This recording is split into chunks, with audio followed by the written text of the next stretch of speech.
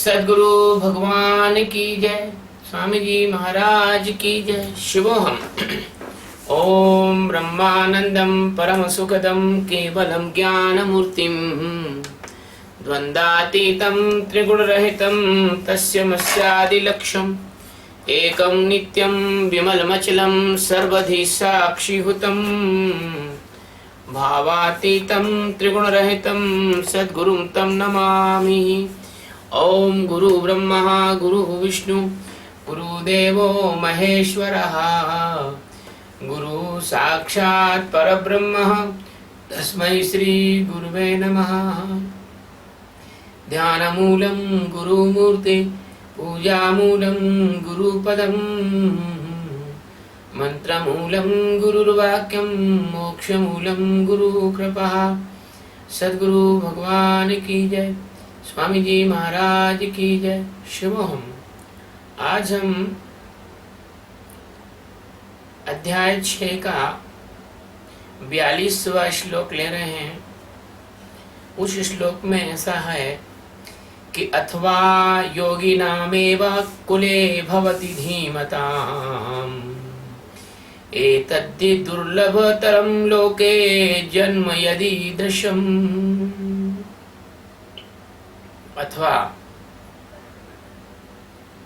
योगिनामेव, योगियों के घरों में कुल में भवति यानी जन्म लेते हैं, धीमताम यानी ये जो योग भ्रष्ट धीमत लोग हैं जिनकी बुद्धि जो है परमात्मा की तरफ साधना के द्वारा मोड़ दी गई थी सद्गुरु की कृपा से।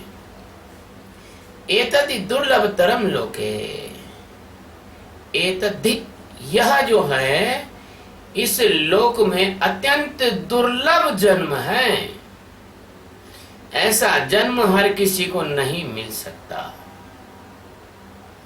योगियों के घरों में किसी का जन्म अत्यंत दुर्लभ जन्म है। ब्रह्मवेत्ता के घर में किसी का जन्म अत्यंत दुर्लभ जन्म है। इस लोक में यह जन्म यदि दृश्यम का मतलब इस प्रकार का जन्म अत्यंत दुर्लभ है। सद्गुरु सच्चिदानंद परमात्मा जो अनंत कोटि ब्रह्मांडों के और अनंत कोटि आकाश गंगाओं के एकमात्र आधार हैं। जैसे मिट्टी घड़े का आधार है, जैसे पृथ्वी मकान का आधार है, इसी तरह से भगवान अनंत अनंत आकाश गंगाओं जिनका कोई और छोर नहीं और जिनकी कोई गिनती नहीं कर सकता अभी तक, ऐसे करोड़ों अरबों खरबों आकाश गंगाएं भगवान में निवास करती हैं। ऐसे नारायण श्री हरि भगवान श्री कृष्ण जो मालिक हैं, जो अधिष्ठान हैं, अधिष्ठान या जगत का भवसागर के सेतु और ब्रह्म ज्ञान के मूल हैं। सब विद्या के मूल हैं ब्रह्म ज्ञान के हेतु। ऐसे भगवान श्री कृष्ण अर्जुन को फिर एक और बात बता रहे हैं। पहले वाले श्लोक में भगवान ने कहा कि शुचिनाम श्रीमताम गेह योग भ्रष्टा भी जायते, कि पवित्र और श्रीमंतों के घरों में जिनकी की बुद्धि में परमात्मा का प्रकाश है, निर्मलता है, ऐसे घरों में योग भ्रष्ट व्यक्ति जन्म लेते हैं। लेकिन अब एक बात और बड़ी कह दी उन्होंने कि अथवा यदि वो श्रीनाम श्रीमताम गेह में न लें, और उससे बड़ी चीज है कि डायरेक्ट योगियों के घरों में जन्म लेते हैं। मैंने ऐसे परिवार देखे हैं अपनी आंखों से जिनका हर बच्चा ब्रह्म ज्ञानी हुआ है। धन्य है ऐसे परिवार। माता चूंडाला माता गार्गी माता मैत्री, माता मदालसा, इनके बच्चों को देखो तो हर बच्चा ब्रह्म ज्ञानी था।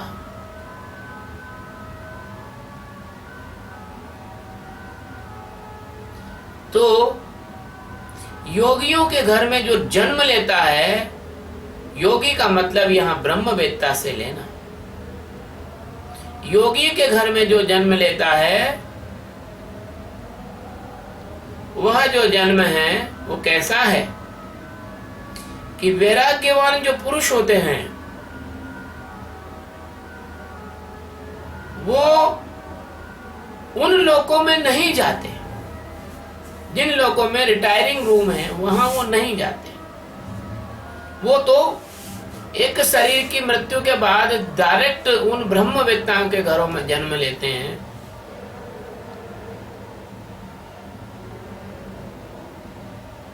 जैसे भगवान दशरथ के घर भगवान राम ने जन्म लिया। वाल्मीकि रामायण इसका प्रमाण है कि दशरथ जो है ब्रह्मवेत्ता थे।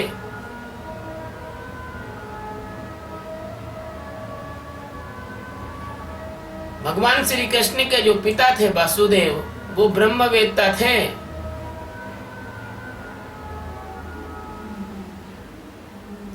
नमन करता हूं मैं ऐसे महापुरुषों को। तो जो महापुरुष लोकों में जाकर रुकते नहीं, वहां विश्राम नहीं करते और सीधे ब्रह्मवेत्ताओं के घरों में जन्म लेते हैं, तो ऐसे ब्रह्मवेत्ता के घर में जो उत्पन्न होने वाले जो जीवात्मा हैं, जो जीवात्मा की अंतिम स्थिति पर पहुंच गए हैं, अब उनका जीव का आवरण इस जन्म में भंग हो जाएगा। वो सच्चिदानंद परमात्मा में विलीन हो जाएंगे। तो जो परमात्मा को जानने वाले जो लोग हैं वो योगी कहलाते हैं, उनके कुल में जन्म लेते हैं। अब आप ताज्जुब करोगे, गीता इस बात का प्रमाण है कि भगवान श्री कृष्ण चाहते हैं कि जो योगी हैं, जो ब्रह्मवेत्ता हैं, वो जन्म दें, और जन्म देने के लिए जरूरी हो जाएगा कि वो विवाहित हों। इसलिए 2000 वर्षों में जो एक भ्रष्ट परंपरा हमारे देश में फैल गई कि योगी अविवाहित होना चाहिए, ज्ञानी अविवाहित होना चाहिए, और तमाम ढोंगी ढांगियां जिनको कोई लड़की नहीं देता था, जिनकी कोई शादी नहीं होती थी, जो कमा नहीं सकते थे,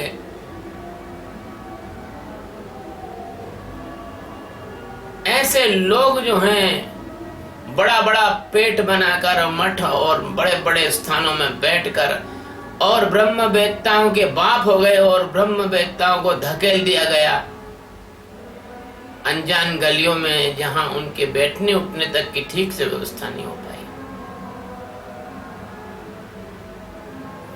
चूंकि वो ब्रह्मवेत्ता हैं, अब उनको माया से, संसार से ज्यादा लेना देना नहीं है।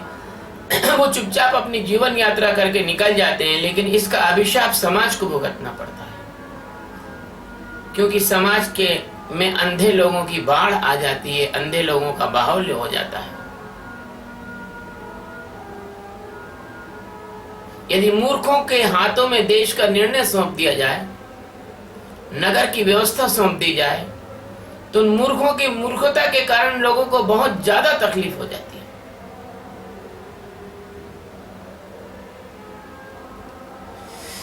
तो जो ब्रह्मवेत्ता होते हैं, उनके घरों में जब ऐसे लोग जन्म लेते हैं, जो योग भ्रष्ट लोग जन्म लेते हैं, तो क्या होता है?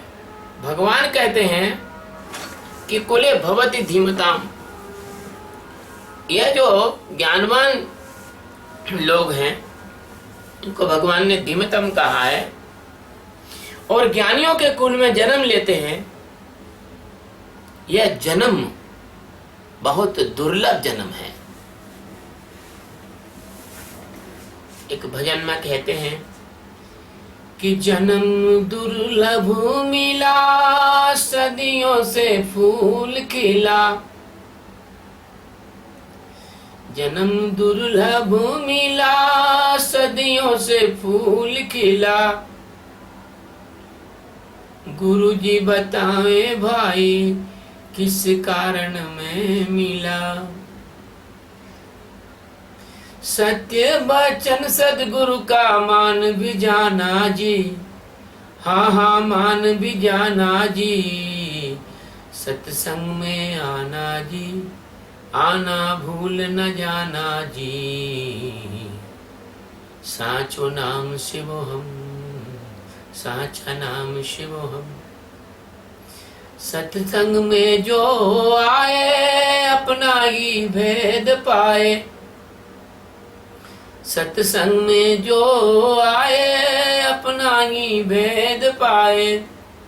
गुरु समझावे भाई, किस काल लिए आवे। गुरु समझावे भाई, किस काम लिए आए। सत्य वचन सुन करके मान भी जाना जी, हाँ हाँ मान भी जाना जी। सत्संग में आना जी, आना भूल न जाना जी। नाम जपो शिवोहम। तो जो ज्ञानियों के कुलों में ये जो योग भ्रष्ट जब जन्म लेते हैं तो क्या होता है? इसको दुर्लभ क्यों कहा गया? जैसे किसी सम्राट के यहां किसी का जन्म हो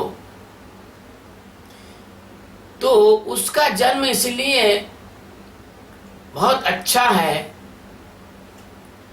कि जिन चीजों को खाने पीने और देखने के लिए सारे जगत के लोग तरसते हैं, सम्राट के बच्चों को वो सहज उपलब्ध है। अब आप ये विश्वास नहीं करोगे कि मैंने अपने जीवन में कभी अल्फांसो आम नहीं चखा था इतने समय तक। और अभी कुछ दिन पहले एक भक्त मुझे अल्फांसो आम का की पेटी भेंट करके गया। अब मैंने जीवन में पहली बार अल्फांसो आम खाया। बाकी नीलम, तोतापुरी, लंगड़ा, फलाना टिकाना, दशहरी, ये सब मैंने खाए। अब ये उदाहरण दे रहा हूं बच्चों कि यदि किसी सम्राट के यहाँ अगर आपको जन्म मिला तो आपके भोजन का स्तर, आपके रहने का स्तर, आपके पहनने का स्तर, आपके जीवन का स्तर बड़ा विलक्षण होता है। आप तो जानते ही हैं, इसको तो ज्यादा डिस्क्राइब करने की जरूरत ही नहीं है। राजकुमारी या राजकुमारी कहीं जाती हैं, आज भी राजाओं के राज भी चले गए तो भी आज भी जो बड़े बड़े हिंदुस्तान के माने हुए राजा नवाब हैं, उनके भी ठाट आज भी कम नहीं है। इंग्लैंड के राजा, इनके ठाट कम नहीं है।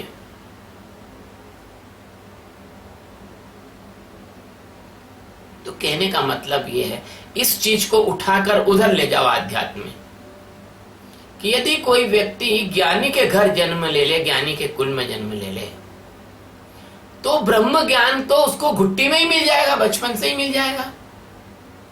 और उसके पिता, उसकी माता, उसके परिवार, उसका कुटुंब जब करेगा तो ज्ञान चर्चा करेगा, ज्ञान के बारीकियां, ज्ञान के रहस्य जो कि सामान्य आदमी नहीं जानता, वो तो उसको बचपन में ही मिल जाएगा। इसलिए इस जन्म को दुर्लभ नहीं बल्कि दुर्लभ तरम कहा है। दुर्लभ से भी दुर्लभ है ये जो जन्म है, ये दुर्लभ से भी दुर्लभ कहा है। और क्या है, क्या कहा है? ही यानी निस्संदेह। तो या फिर भगवान ने कहा कि या फिर महान योगी जो परमात्मा से सतत सायुज्य में रहते थे, किंतु कुछ भूल हो गई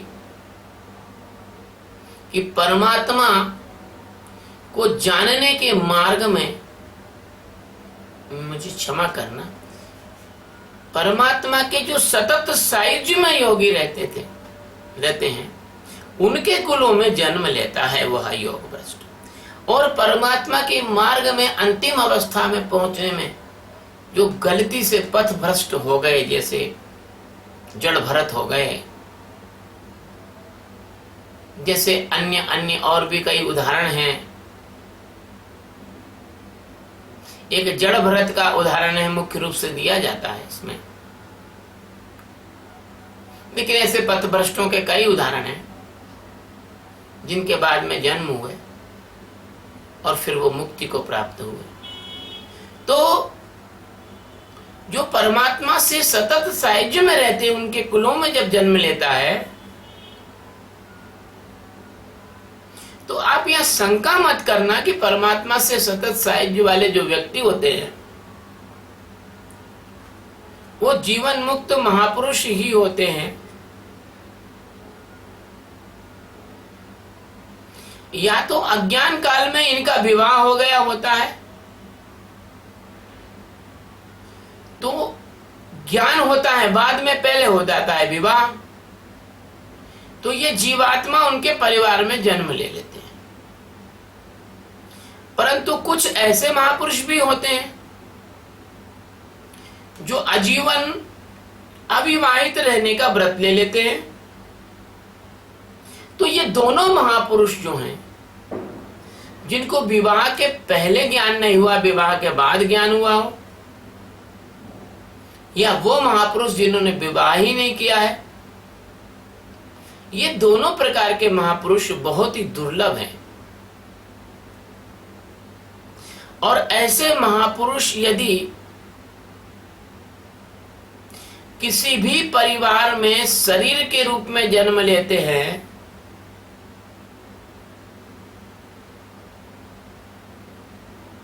तो ये तो एक अलग बात हुई।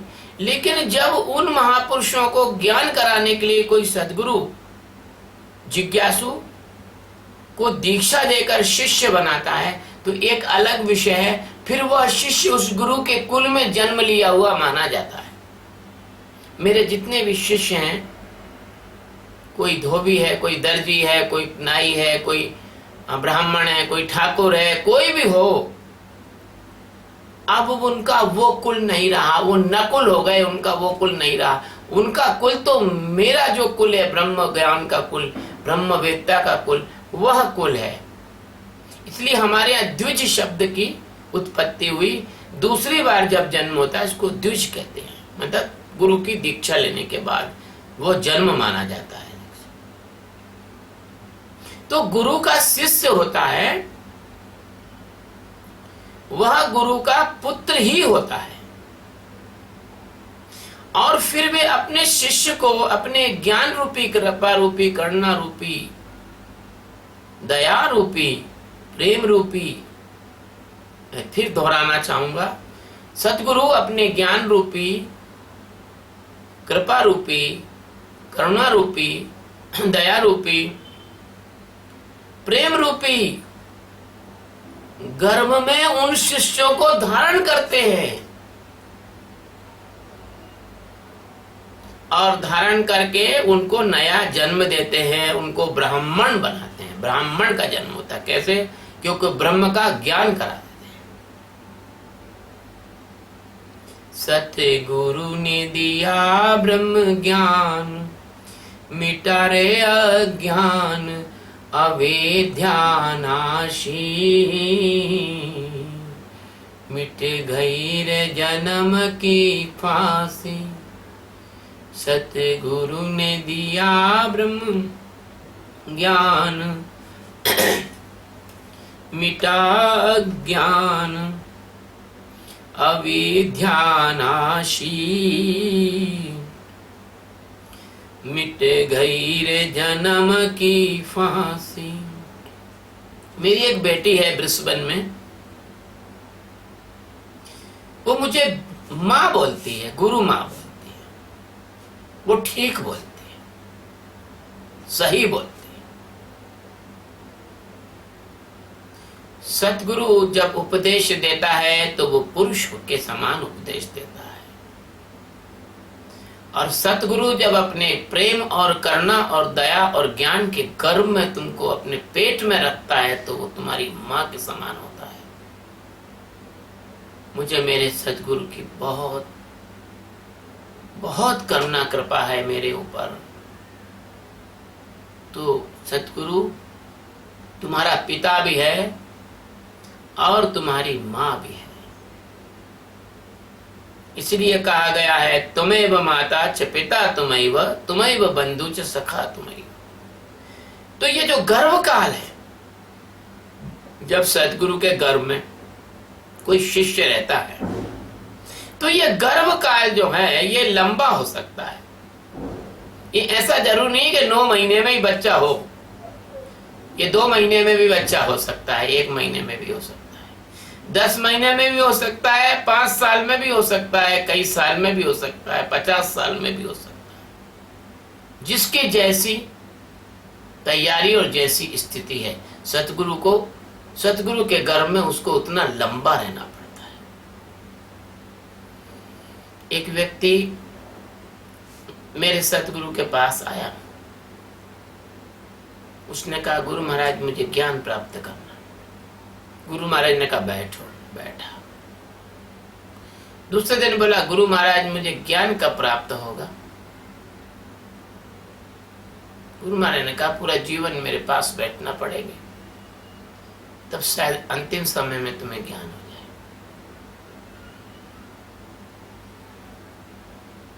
अच्छा था, जिज्ञासु था। मैंने कहा ठीक है, मैं जीवन भर बैठूंगा। एक दूसरा व्यक्ति आया, उसका नाम विजय रहे। उसने पूछा ही नहीं कि ज्ञान कब होगा, क्या होगा। वो गुरु महाराज जो बताए ध्यान वगैरह वो करता रहे, 6 महीने में ज्ञान हो गया उसको। और इन महाराज श्री को जो भगवान ने कहा था कि जीवन भर बैठना है, इनको 6 साल में ज्ञान होगा। जल्दी करोगे तो पछता जाओगे, जितना जल्दी करोगे उतना लंबा हो जाएगा। चुपचाप बैठो। इसलिए तो कोई प्रश्न पूछता है तो मुझसे कह देता हूं कि नहीं, अब तुम ध्यान करो, तुम मेरे पास परमात्मा में जागने के लिए आए हो, तुम मेरे पास अपनी बुद्धि की तलवार में धार लगाने को नहीं आए हो। तुम्हें किसी कॉलेज के प्रोफेसर नहीं होना है, तुमको महर्षि ब्रह्मवेत्ता होना है। तो इसलिए भगवान श्री कृष्ण कहते हैं कि कृष्ण के जन्म जो सद्गुरु देते हैं वो बड़ा दुर्लभ जन्म है। इस संसार में ऐसा जन्म कोई दूसरा ना दे सकता है, न किसी ने दिया है, न कोई देने की क्षमता रखता है। क्योंकि सद्गुरु जब जन्म देता है तो आप उसको महसूस कर सकते हो, आपके जन्म को, किंतु दूसरा नहीं देख सकता। लेकिन तुम्हारे सांसारिक जन्म में तो डॉक्टर भी देख लेता है, दाई भी देख लेती है, और जब बच्चे का पूरा समय आ जाता है माँ का, तो पूरा मोहल्ला भी देखता है कि फलाने फलाने की पत्नी जो है अब पूरे दिन चल रहे हैं, भैया अस्पताल में भर्ती कराना पड़ेगा। लेकिन इधर कोई पेट वेट नहीं फूलता है, इधर कोई नहीं देख पाता है। पता नहीं कब किसका जन्म कहाँ कैसे कब हो जाए। कहो तो कोई इंग्लैंड में बैठा हुआ आदमी आज ही जाग जाए, कोई भारत में, कोई ऑस्ट्रेलिया में, कोई कहीं। क्योंकि सतगुरु जब जन्म देता है तो ये जरूरी नहीं होता कि सतगुरु के पास आप बैठे हो तो ही आपको जन्म होगा। ये डिस्टेंस भी हो जाता है, दूरी में भी हो जाता है। ये घटना दूरी में भी घटित हो जाती है। तो ऐसा है कि इस जन्म को इसलिए दुर्लभ कहा है प्यारे जिज्ञासुओं, कि संसार में सतगुरु का मिलना बहुत ही दुर्लभ है। कोहिनूर भी मिल सकता है लेकिन सतगुरु मिलना बड़ा मुश्किल है। कोहिनूर हीरा मिल सकता है आपको, उससे बड़ा भी हीरा मिल सकता है आपको। संसार में आपको संसार का सर्वोच्च पद मिल सकता है, पूरे विश्व के सम्राट हो सकते हो, यूनाइटेड नेशन ऑर्गेनाइजेशन के प्रेसिडेंट हो सकते हो, संसार के शक्तिशाली देश के नायक हो सकते हो, लेकिन सतगुरु मिलना बहुत मुश्किल है। और अगर मिल जाए तो फिर जरूरी नहीं कि वो आपको स्वीकार ही कर ले, वो अस्वीकार भी कर सकता है आपको। वो अपनी मर्जी का राजा है, आप उससे कुछ नहीं कह सकते हो। उसको मालूम है कि तुम नहीं जाग पाओगे तो तुमको स्वीकार ही नहीं करेगा वो। कई बार मेरे मित्र पूछते हैं मुझसे, गुरुजी आप उस आदमी को ऐसा क्यों बोले कि ये शर्त होगी तो मैं तुम्हें दीक्षा दूंगा। तो मैं उनको बताता नहीं, लेकिन मुझे पता है कि अस्तित्व उसको दीक्षा देना स्वीकार नहीं कर रहा है। और अगर सदगुरु किसी के दबाव में आके दीक्षा दे भी दे, जैसे एक लड़का था और एक लड़की थी, उन दोनों को हमने दीक्षा दी थी। नहीं, लड़की को नहीं दी थी, लड़की को समय दिया था दीक्षा का 2 बार। लड़के को हमने दीक्षा दे दी थी। हमारे एक सन्यासी ने कहा नहीं दे दो। हमने कहा देखो मान जाओ, ये दीक्षा लेके भी चला जाएगा, इसको जिज्ञासा नहीं है। वो दीक्षा लेने के बाद भी चला गया। और एक लड़की को दीक्षा दी थी, देना चाहिए थी, फिजी की रहने वाली लड़की है। और एक हमारी शिष्या ने कहा दे दो गुरुजी इसको दीक्षा दे दो। हमने कहा ठीक है। हमने उसको 2 बार समय दिया, लेकिन अस्तित्व ने अस्वीकार कर दिया उसको, इसलिए वो हमसे दीक्षा ही नहीं ले पाई। क्योंकि अस्तित्व जरूरी नहीं है कि आपको स्वीकार ले। आप अगर अस्तित्व आपको स्वीकार है तो समझो कि काम हो गया आपका, इसलिए इसको दुर्लभ कहा है। अगर सतगुरु तुम्हें स्वीकार ले तो यह बड़ी बहुत प्राथमिक बात है। और स्वीकारने के बाद फिर तुमको प्राथमिकता में रख ले तो ये तो और भी दुर्लभ तरम है। जरूरी नहीं अब आप पाइपलाइन में हो, दीक्षा दे दी, आपको पड़े रहो। भगवान सतगुरु ने आप सबको जो उपदेश दिया आपको भी मिल गया, आप उपदेश पे चलो, ध्यान करो, जो करना है करो, नहीं करना है मत करो। लेकिन कई बार क्या होता है, किसी किसी जिज्ञासु के पीछे सतगुरु डंडा लेके पड़ जाता है कि नहीं तू कर, ये ध्यान कर, चल इतना तो कर, नहीं करेगा तो फिर समझ लेना। उसको प्राथमिकता दे रहा है सतगुरु, उसकी चिंता कर रहा है, उसको निकालना चाहता है, उसको जगाना चाहता है, उसको आत्मा ज्ञान में खड़ा करना चाहता है। ओहो, अगर ऐसा हो जाए तो समझ लो कि वो तो दुर्लभ से भी दुर्लभ बात है। पहली तो बात तो स्वीकार ही नहीं करते, और स्वीकार कर लिया तो तुम्हें जगाने के लिए ठीक है अभी तुम्हारा नंबर नहीं आया, बाद में करेंगे। लेकिन और तुम्हें अगर नंबर आ गया, तुम्हारे को सतगुरु ने ठान ही ली कि इसको तो जगा कर ही रहेंगे, तीनों लोगों में किसी के बाप की ताकत नहीं है कि वो तुम्हारे कल्याण में बाधा बन जाए। 5 देवता भी, महादेव भी तुम्हारे कल्याण में फिर बाधा नहीं बन सकते अगर सतगुरु ने तय कर लिया कि इसको जगाना है तो।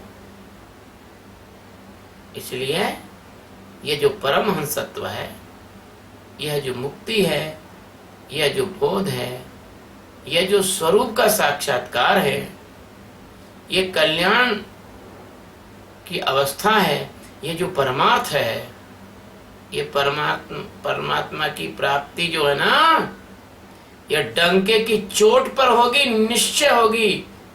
ये सतगुरु का दावा है, ये परमात्मा का दावा है। इसको अहंकार न समझना, ये उद्घोषणा है ब्रह्म की। इसलिए कई बार जो गुरुओं की वाणी जो है, अज्ञानी लोग उसको अहंकार समझ लेते हैं कि खुद अहंकार में भरे हैं, जो जैसा होता है दूसरों को वैसा समझता है।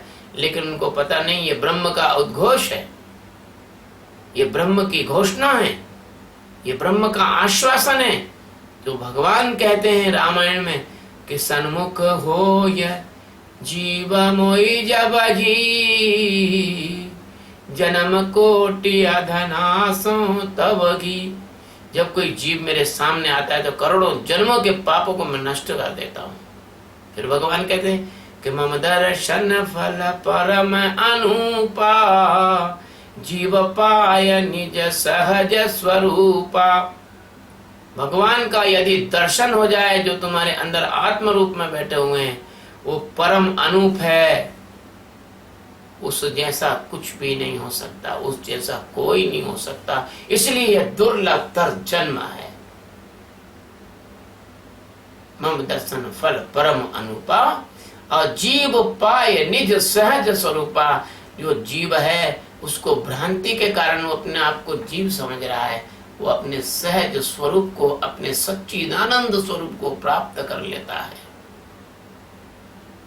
श्लोक तो बहुत लंबा बोला जा सकता है बच्चों, लेकिन तुम्हारा जो डाइजेस्टिव पावर है वो उतना नहीं है, इसलिए आज इस श्लोक को हम इतना ही कहेंगे। और गीता के इन श्लोकों पे हर बार हम नए नए ढंग से आपको प्रवचन देकर इस ज्ञान के मार्ग पर चलाने की प्रेरणा दे सकते हैं। लेकिन प्यारे बच्चों, ये श्लोक इतना ही तुम्हारे लिए ठीक रहेगा, उतना ही तुम पचा सको, मुरा सको, चबा सको, रचा सको, अपना रस बना सको, इसको अपना रक्त बना सको, इसको आप अपना ओज तेज बना सको, इसको आप अपने जीवन का प्रकाश बना सको, तो ही ये उपदेश, तो ही ये गीता का प्रवचन सार्थक होगा। और अगर तुम इसको नहीं अपनाओगे तो तुम्हें पता नहीं, तुमने अत्यंत दुर्लभ वस्तु को अस्वीकार कर दिया, ठुकरा दिया। परमात्मा तुम्हारे जीवन में शांति और आनंद की वर्षा करे और यह ज्ञान तुम्हारे जीवन में फलित हो। इन्हीं शब्दों के साथ आज इस श्लोक को पूर्ण करते हुए वाणी को विराम देते हैं। शिव।